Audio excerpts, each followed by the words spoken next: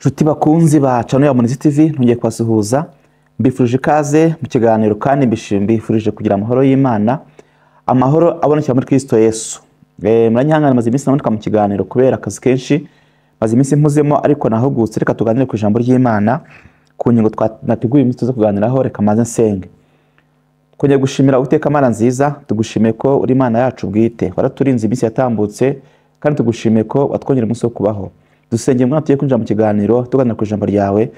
Turasenze imbaraga z'umukora zidushyigikire kandi zishoboze muri byose, mwuka w'Imana natwe muri byose kandi udushoboze dushyigikire. Senerize mu izina rya Yesu, amen. Rero bakunzi bacu ngiye kwashimira cyane ko mudukurikira aho muherereye hose, abari mu Rwanda, abari hanze y'u Rwanda, abakoze subscribe kuri channel ndabashimiye kandi mwese Imana ibaha umugisha. Uyu munsi turaganira ku ngingo nateguye, ku ngingo yitwa intambara zo mu mwuka. Abera bari mu isi barwana intambara zo mu mwuka. Izo ntambara ni intambara bwoko ki, cyangwa se ziba ziteye gute? Abantu benshi bamaze ibihe bitandukanye barwana n'intambara zo mu mwuka, bafite intambara barwana nazo, ariko ari mu buryo bw'umwuka, atari mu buryo bugaragara. Paulo yaravuze ngo dukubitana ibipfunsi ariko ntiduhusha. Arongera yandika mu gitabo cy'Abakorinto ba mbere aravuga ngo intambara yacu ntabwo ari intambara zacu ntabwo ari nk'iz'abantu, ntabwo turwana nk'abantu, ahubwo ngo intambara zacu twebwe dufata mpiri ibitekerezwa mu mitima y'abantu tukabigomororera Kristo. Abantu rero bari mu isi, abera bari mu isi barwana intambara zo mu buryo bw'umwuka, kandi umwanzi wacu nta wundi ni Satani n'abadayimoni. Bijya bimbabaza cyane iyo mbonye abantu b'Abakristo bahangana hagati yabo ubwabo. Ntabwo ubundi dukwiye kugira abanzi, abanzi bacu ntabwo bakwiye kuba abantu bafatika cyangwa se bagenzi bacu, kubera ko dushaka gupfa ibintu runaka ngo bitume bahinduka abanzi bacu. Hariya uba bamaze guhusha intego. Abanzi bacu ni Satani n'abadayimoni, kuko nibo duhanganye nabo, kandi intambara turwana nabo ntabwo tuyirwana mu buryo bw'umubiri, ahubwo tuyirwana mu buryo bw'umwuka. Reka turebe ijambo ry'Imana mu gitabo cya Daniyeli ibice 10, duhere ku murongo wa 12. Ahera ko arambwira ati, witinya Daniyeli, kuko uhereye ku munsi watangiriyeho gushishikarira gusobanukirwa no kwicisha bugufi imbere y'Imana yawe, amagambo yawe yarumviswe kandi niyanzanye. Ariko umutware w'ubwami bw'Ubuperesi amara iminsi 21 ambuza. Nyuma Mikayeli umwe wo mu batware bakomeye aza kuntabara, ntinda mu bwami bw'Ubuperesi. Nuko none nzanywe no kugusobanurira ibizaba ku bantu bawe mu minsi y'imperuka, kuko ibyo weretswe ari iby'igihe gishize kera. Ahangaha uyu ni marayika witwa Gaburiyeli, ni marayika Imana igituma ku bantu bayo, wari waje kureba Daniyeli. Daniyeli ngo yagiye imbere y'Imana arimo asenga, asobanuza Imana iby'ibihe bizaza. Ngo arimo gusenga, Imana yohereza marayika Gaburiyeli ngo ajye gusobanurira Daniyeli ibyo bintu yarimo arerekwa. Ngo ariko marayika Gaburiyeli ageze mu kirere afatwa n'imbaraga zikomeye. Ngo Bibiliya yamwise ngo ni umutware w'ubwami bw'Ubuperesi. Uyu ni umudayimoni ukomeye wakontorolaga cyangwa se wagenzuraga ubwami bw'Ubuperesi. Mbibutse ko ubwami bw'Ubuperesi bwari ubwami bukomeye cyane, bwasimbanye n'ubw'Abakarudaya habanje za Babuloni. Ni ubwami bwabaye mu isi butegeka isi, ariko nababwiye ko abadayimoni bafite ukuntu bayobora isi, ndetse bagakorana n'abatware b'isi mu buryo bw'umwuka, ariko twebwe abantu tubimenye. Nababwiye ko akenshi ibyemezo muzabona bifatwa mu bwami butandukanye, muri za leta zitandukanye, akenshi hari igihe biba byatewe na influence y'abadayimoni. Uyu mudayimoni rero ukomeye ngo w'umutware w'ubwami bw'Ubuperesi yaje gufata uyu marayika Gaburiyeli ngo aramutangira, amubuza kugera kuri Daniyeli kugira ngo ajye kumusubiza ku byo yarimo asengera asobanuza Imana. Aha dusomye rero yarimo asobanura Daniyeli ko igihe yamaze gushishikarira kwicisha bugufi no gushaka gusobanukirwa, ngo amagambo ye yumviswe. Bivuze ngo ijuru ryahise ribyumva, rimwoherereza na marayika wo kujya kumusobanurira, ariko ageze ngo mu kirere afatwa n'imbaraga zikomeye z'uyu mudayimoni utwara cyangwa se wakontorolaga ikirere cyo mu bwami bw'Ubuperesi. nshuti bene data, twebwe abantu bari mu isi bakijijwe, twebwe abera bo mu isi, inshuro nyinshi hari igihe dusenga dusaba Imana ibintu runaka, aba badayimoni bo mu kirere bagafata ibisubizo byacu, bagafata amasengesho yacu. Ariyo mpamvu nkunda kubabwira ngo dukwiye gusengana imbaraga, kuko iyo usenze udusengesho dutoya tudafite imbaraga zo gupfumura iki kirere cy'abadayimoni ngo agere ku Mana, barayafata ntagere ku Mana. Umuntu akamara iminsi myinshi asenga, yizengurukaho, nta kintu ari kubona, nta mpinduka ari kubona, kumbi aba badayimoni bagize gute? Bamaze gufata amasengesho ye. Niyo mpamvu nakoreye ibiganiro bibiri ku kintu bita uburyo bwo gusenga, ndetse babwira no ku mbaraga z'amasengesho, kuko iyo dusenze mu buryo bw'umwuka dufite imbaraga, hari abadayimoni aya masengesho atwika, agapfumura, akagera ku Mana. Naho udusengesho dutoya tutarimo kwiyiriza no kwezwa, tutarimo imbaraga nyinshi, aba badayimoni baradutangira ntitugere ku Mana. Kandi Imana nayo itegereje ko ugomba gusenga, ukayihamagara kandi imbaraga kugira ngo ibashe kugusubiza. Iyo udasenganye imbaraga nyine ngo ushishikare, ijambo ryatubwiye ngo Daniyeli yagomeje gushishikarira, ngo igihe ngo watangiriyeho gushishikarira, gusobanukirwa no kwicisha bugufi imbere y'Imana yawe, amagambo yawe yarumviswe. Bivuze ngo dukwiye gushishikara. Amasengesho dusenga bisa gushyiramo imbaraga. Niyo atabamo gushishikara, ntabwo ikintu no gusenga gishobora kujya gute, gishobora kugerwaho cyangwa se gusubizwa. Mwibuke Yesu abwira abigishwa be ko bakwiye gusenga ngo bagatitiriza. Luka 18 guhera ku murongo wa mbere, yababwiye uburyo ngo hari umupfakazi w'umukene wajyaga ku mutware cyangwa se ku mutegetsi amushakaho serivisi, ngo uko agiyeyo ngo uwo mutware akamwirukana, akamubwira ngo genda uzagaruke ejo, genda uzagaruke ejo. Murabizi abayobozi nyine bakora nabi. Byageze aho ngaho uyu mukecuru ngo w'umukene ngo ntiyacika intege, buri munsi yakabyuka akajya kuri wa mutware. Umutware yahagera agasanga ari ku muryango yamutegereje. Uko abikora ari gutitiriza, ngo byaje kurangira uyu mutware asa nkaho arambiwe. Aravuga ati igihe wahereye reka nkwikize. Ndetse no kumwikiza amuha serivisi cyangwa se amukemurira ikibazo.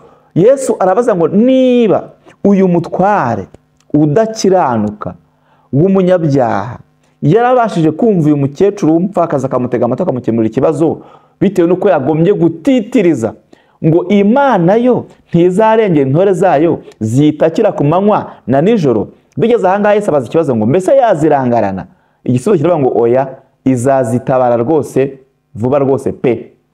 Rero bantu musenga, dukwiye gusengana umwete, tukanashishikarira kwegera Imana ndetse no kwicisha bugufi, kubera ko nitudasengesha imbaraga nyinshi, aba badayimoni bazafata amasengesho yacu bayafatire mu kirere, ndetse bitume tutabona ibisubizo byacu. Ngo byageze igihe rero ngo Imana yohereza marayika Mikayeli ngo ni umutware ukomeye urwanya intambara z'abera, ni umumarayika ukomeye mu ijuru uturwanira intambara aho rwakomeye.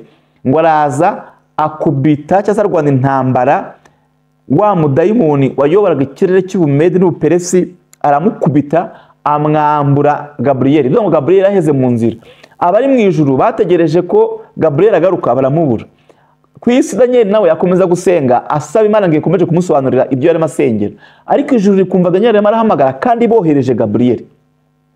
Bakabaza ati ko twohereje Gaburiyeli ngo ajye kumusubiza, tukumva Daniyeli kirimo gusenga, byagenze biti? Nibwo bohereje umutware w'intambara rero witwa marayika witwa Gaburiyeli urwanirira abera intambara. Araza asanga Gaburiyeli yeze gute, yafashwe mu maboko y'umutware utegeka ubwami bw'Ubuperesi cyangwa se umudayimoni w'ikirere ugenga ikirere cyo mu Buperesi. Bivuze iki rero abadukurikiye aho muri hose? Dufite imbaraga turwana nazo, kandi izo mbaraga turwana nazo mu buryo bw'umwuka. Izi mbaraga ziraduhiga ku manywa na nijoro.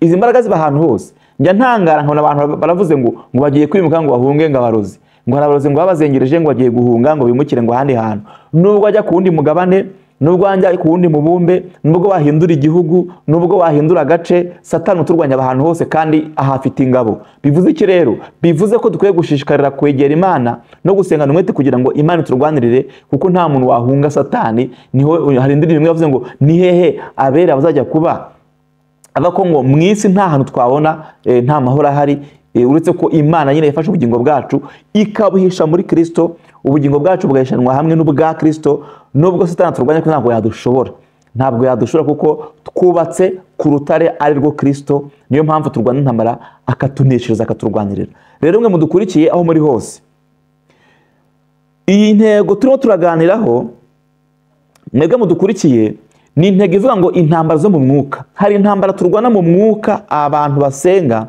ariko zitagaragara hano inyuma. Bivuze ngo rero kugira ngo tubashe gutsinda intambara zo mu mwuka, nuko dushishikarira kurushaho kwegera Imana, nuko turushaho gusenga, tugasengana n'umwete. Niba uri mu ntambara zo mu mwuka udukurikiye, urasabwa ikintu kimwe, ni ugushishikarira kurushaho kwegera Imana no kuyisobanuza ibyo urimo uranyuramo muri kano kanya. Hari abantu benshi barwana intambara zitandukanye mu buryo bw'umwuka. Hari abantu batajya baryama ngo basinzire, hari abantu batajya baryama ngo bagire gute, babone ibitotsi basinzire. Kandi byose biterwa n'iki? Biterwa n'imbaraga z'umubi. Izo mbaraga z'umubi rero zaje kukubuza amahoro kugira ngo utabona agatotsi ugoheke. Mwibuke Farawo igihe yigeze gufenta cyangwa se yigeze kubeshya Abisiraheli, abwira Mose ngo ngaho uri mugende mujye gutambira Imana yanyu ibitambo, ngo ariko muzasiga abana banyu, munasige n'amatungo yanyu. Bivuze ngo ntabwo bari kuba bagiye mu by'ukuri nk'uko bakabaye bagenda. Rero hari abantu uyu munsi bari mu gakiza bakijijwe, ariko bakaba babayeho mu buzima bw'akababaro, mu buzima bw'agahinda. Satani yarabakubitiye mu gafuka, badafite amahoro, bahora mu ntambara, bataryama ngo basinzire, batarya ngo ibiryo bimanuke, kandi bari mu nzu y'Imana. None Satani we yifuza ko akureka ukagenda, ariko agafata abana bawe akagira gute, akabafata akabahindura ibikoresho bye. Akakureka ukagenda, ariko agafata umugabo bakamuhindura igikoresho cyo kukurwanya no kukugirira nabi. Akakureka ukagera ati ngaho genda ujye gusenga, genda ujye kuririmba, genda ubwirize nta kibazo, ariko uratahura urira bugukereho. Hari abantu barwana intambara zo mu mwuka babuza amahoro, barara barira bukabakeraho. Hari abarwana n'ibintu nijoro baryamye bikarara bibaniga. Hari abarwana n'abadayimoni babirukankana bagwa mu binogo n'ibindi. Ni wowe uzi intambara urimo urarwana none ahangaha mu buryo bw'umwuka. Ariko ijambo riratubwiye ngo Daniyeli we yashishikariye kurushaho kwegera Imana, yashishikariye kurushaho gutabaza no gusobanukirwa ndetse no kwicisha bugufi. Ijuru riramutabara, rimwohereza marayika Mikayeli, araza aramurwanirira intambara. Mbibutse ko hari intambara twebwe tutashobora kurwana, kubera yuko iyi Mana niyo turwanirira. Hari ibintu tutashobora kurwana nabyo, ntabwo nta mbaraga dufite zo kubirwanya, ariko nidushishikarira kurushaho kwegera Imana no kuyitabaza no kuyisobanuza, izatwoherereza marayika Mikayeli aza kubita izo mbaraga ziturwanya, aza kubita iyo myuka idutera mu nzozi, aza kubita iyo myuka iduteza ubukene ndetse n'akarande n'inyatsi, aza kubita izo mbaraga mbi zose zibuza abera gukomeza gutambuka. Nimwibuke agatabo k'umugenzi kavuga inkuru y'umuntu witwa Mukristo ari mu rugendo, ngo bageze ahantu ari kumwe na Byiringiro, ngo basanga hari intare ziryamye ku muryango, ariko ntibamenya ko ziritse iminyururu mu ijosi. Ngo bazibonye barahagarara kugira ngo dakomeza urugendo. Izo ntare zakiriweho kugira ngo zikanga abagenzi bari mu rugendo bo gukomeza basubira inyuma yo bavuye kubera ubwoba. Ngo ariko baza nyuma yaho kuza kuvumbura ko za ntare burya zari ziziritse iminyururu mu ijosi, ntacyo zari no kubatwara, zitanabashobora, ngo bace iruhande rwazo bakomeza urugendo bagenda baririmba. Uyu munsi udukurikiye, uyu munsi tuvugana, hari ibintu biri imbere bimeze nk'intare ariko ziziritse, gusa bigamije gutera ubwoba kugira ngo udakomeza urugendo. Rero imwe mu ntwaro Satani akoresha kugira ngo abuza abakristo gukomeza urugendo cyangwa se abananize mu rugendo, ni intwaro yitwa ubwoba. Ubwoba ni ikintu kibi, ubwoba ni intwaro mbi Satani akubitisha abagenzi. Bivuze iki rero?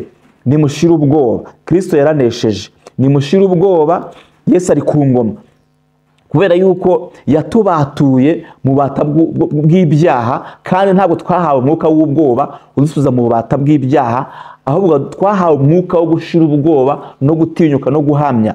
Ntabwo rero Satani yadushobora, kubera ko Kristo ari mu ruhande rwacu. Uyu Daniyeli rero warimo asenga, byaje kurangira marayika amugezeho amuha ibisubizo bye, hanyuma amumenyesha ndetse n'icyari kimuzanye. Reka sibice kuri 20 hepfo wumve ibice 10:20 haranditse ngo arambaza ati uzi ikinzanye aho uri? Dore ubu ngiye gusubirayo kurwana n'umutware w'Ubuperesi. Nimara kugenda umwami w'Ubuperesi arahera ko aze, ariko ndagusobanurira ibyanditswe mu byanditswe by'ukuri, kandi abo kandi abo nta wundi dufatanije kurwanya keretse Mikayeli umutware wanyu. Bivuze ngo hari igihe duhamagara Imana twagize intambara, dufite ibitero bikomeye mu buryo bw'umwuka, Imana ikohereza marayika witwa Mikayeli akaza kuturwanirira intambara. Ntabwo Imana igitsindwa, Satani arabizi, yatsindiwe mu ijuru, Kristo aramujugunya aramwirukana, yatsindiwe i Golgota, amutsinda igitego kindi, aramutsinda arapfa arazuka, amaze kuzuka azukana n'abera bose Satani yaraziritse yaraboshye, hanyuma azakomeza kumutsinda iteka ryose. Natwe abakurikiye Kristo tuzakomeza kunesha, kubera yuko Kristo niwe utuneshereza, twebwe ntago twakwishoboza. Ndagira ngo nguhumurize wowe udukurikiye uri mu rwanda intambara zo mu mwuka, ndagira ngo wikuremo ubwoba. Hari igihe ushobora kuryama karota ibintu bikwirukankana, abo n'abazimu, abo n'abadayimoni bashaka kugutera ubwoba kugira ngo bakubuze amahoro. Umuntu akagenda ku manywa ariko nijoro akarara yirukanka akabura ibitotsi, usanga umuntu abaye igikange, ntanywa amazi ngo amanuke, ntarya ibiryo ngo bimanuke, kubera ibyo bitero by'abadayimoni. Harabumva amajwi abatera ubwoba, harabumva amajwi babwira kwiyahura, harabumva amajwi ateye ubwoba. Ariko nyambabwire ko Satani yaneshejwe mu ijuru no mu isi. Satani yaraneshejwe, nta mbaraga afite, nubwo arwana utubaraga twe ntatwo Yesu yaramunesheje. Kandi natwe abizeye Kristo tumuneshisha kumwizera, tukamuneshisha n'amaraso ya Kristo yatubatuye mu bata bw'ibyaha. Rero nayo mbahumurize mbwire ngo ntimutinye, ntabwo twahawe umwuka w'ubwoba, ntimukuke imitima. Kristo ni muzima kandi ari mu ruhande rwacu. Reka nsoreze ku ijambo rimwe mu gusoza iki kiganiro dusanga mu rwandiko rwa mbere rwa Yohana. Nsoze iki kiganiro, ntabwo ushaka ko kiba kirekire cyane, nayo mpumurize abantu barimo bararwana intambara zitandukanye zo mu buryo bw'umwuka, kuko izi ntambara ntabwo wazirwana wowe ubwawe ngo ubashe kujya gute ubashe kuzitsinda. Kristo niwe utuneshereza. Yohana wa mbere, urwandiko rwa mbere rwa Yohana ibice 3, kampere ku murongo wenda wa kabiri, reka nsome. Bakundwa, ubu turi abana b'Imana, ariko tuzamera ntikurerekanwa. Icyakora icyo tuzi nuko Yesu niyerekanwa tuzasa nawe, kuko tuzamureba uko ari. Kandi ufite ibyo byiringiro yiboneza nk'uko uwo aboneye. Ni ukuvuga ngo twe turi abana b'Imana kuko twavuye mu bise by'amaraso ya Kristo. Nguko tuzasa ntabwo twari kwerekanwa, icyo tuzi neza. Ahangaha turabizi neza, turi shuwa uko Kristo azerekanwa asa, natwe niko tuzasa, kandi ubugingo bwacu buhishanwe n'ubwa Kristo. Bivuze ngo rero ntimukuke imitima, Satani ntabatera ubwoba. Intambara zose zo mwuka urimo urarwana, umenye ko twahawe ubutware. Munyemerere iri jambo naryo riraje no kurisimbuka turisome. Ni Luka ibice 10, ni ijambo nkunda gukoresha kandi nawe nagira ngo uri kubera intwaro. Mbibutsa ko mu bihe byo gusenga nababye ko dukwiye no gusenga, ariko dusengera mu ijambo nibwo bigira imbaraga. Ibice 10 ku murongo 19 haranditswe ngo dore mbahaye ubutware bwo kujya mukandagira inzoka na sikorupiyo n'imbaraga z'umwanzi zose, kandi nta kintu kizagira icyo kibatwara rwose. Bivuze ngo Satani nta butwara dufiteho, abadayimoni nta butware badufiteho, abarozi ntibabatera ubwoba. Hari abantu bahahamuwe n'abarozi ntibabatera ubwoba, zira mbaraga zabo ni feke. Ibyo bakoresha byose, byaba ibitega, byaba amahembe, byaba abanyabingi, byaba barangi. Ijambo riratubwiye ngo twahawe ubutware bwo gukandagira inzoka. Inzoka ni Satani, ntabwo ari inzoka ifatika, ni inzoka yitwa Satani, n'abadayimoni, ndetse ngo n'imbaraga z'umwanzi zose, harimo abarozi, abapfumu, abacuraguzi. Abo bose tubari hejuru, imbaraga z'Imana yacu zibari hejuru. Ntabwo rero bakwiye kudutera ubwoba, ntabwo badushobora, ahubwo bakwiye kutubona bakiruka bagakizwa cyangwa se bakaduhunga, kubera ko twebwe turi urubyaro rwa Kristo, turi abana b'Imana, ntabwo badushobora. Ndagira ngo nguhumurize dukurikiye, urimo uranyura mu ntambara zitandukanye, urimo urarwana intambara zo mu buryo bw'umwuka, ngo ukomere ushikame. Kristo yaranesheje kandi natwe azatuneshereza abamwizeye. Ndabashimiye ko muri iki kiganiro, kandi wowe utarakana subscribe kuri channel ya Munizi TV ubikore vuba, kugira ngo amavideo yacu yose ibiganiro byacu tuzagucika, kandi mujye musharinga cyangwa se muhanahana ibiganiro kugira ngo n'abandi barusheho gufashwa. Imana ibahe umugisha. Kadusenga Imana. Turagushimira iteka Mana yacu, tugushimiye ko uri muzima, tugushimiye ko wahozeho kera kandi uriho ndetse uzahoraho. tugushimiye ko watubatuye mu bubata bw'ibyaha, niyo mpamvu utakwiye gutinya ikintu icyo ari cyo cyose kuko uri mu ruhande rwacu. Dusengeye abantu bose barimo baranyura mu ntambara zo mu buryo bw'umwuka, bafite ibitero byo mu buryo bw'umwuka, ndabasengeye ngo bagendere kandi barwanire intambara, uhumurize imitima yabo, ubashoboze kandi ubarengere. Tubonye ko warwaniye Daniyeli amasenga ariko umudayimoni arazafata ibisubizo byafite marayika Gabriel ameza mu kirere, ariko wohereza ingabo, ufite ingabo, turagushimiye. Wohereza marayika Mikayeli aramurwanirira, natwe twoherereza ingabo zo kuturwanirira. Abadukurikiye bari mu ntambara zitandukanye, boherereze ingabo zo kubarwanira kugira ngo babashe kubona ibisubizo byabo. Utanga amahoro n'ituze n'umutekano, ubahe gutuza, abadasinzira ubahe gusinzira, ababuze amahoro ubahe amahoro, abadakijijwe ubahe agakiza. Senze nizeye mu izina rya Yesu Kristo, amen.